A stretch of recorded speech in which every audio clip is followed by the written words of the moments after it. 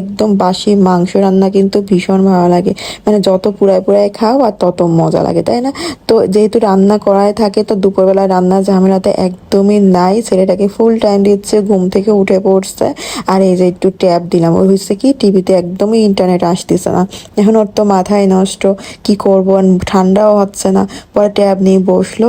তো রান্না করব রাতের বেলা। তো রাতের বেলা কি রান্না করতেছি, যে মশলাগুলো সবই গুছাই ফেলছি আর সবকিছুর পরিমাণ সহকারে দিব, যেহেতু এটা হচ্ছে খাসির ভুঁড়ি রান্না করব। আর আগে থেকে সব পরিষ্কার পরিচ্ছন্ন করে রাখা, যেটা আগে দেখায়নি অবশ্য, কিন্তু সব কিছু করে রাখা, একদম কেটে কুটে পরিষ্কার করা, শুধু ওই মশলাটা কষাই ভুঁড়িটা দিয়ে দেবো। আমি দুপুরবেলায় ডিপ থেকে বের করে রেখে দিছিলাম। তো এখানে যে মশলাটা ব্লেন্ডার করা হয়ে গেল, আর এখানে দেবো শুকনো মরিচগুলো চিড়ে। এর দানা কিন্তু সবে ফেলাই দিছি, কারণ এগুলো পেটে গেলে পেটে ব্যথা করে, গ্যাসের সমস্যা করে। তো আমি এভাবে কেটে সব ফেলাই দিয়ে, মানে শুধু দিই আর কি, এভাবে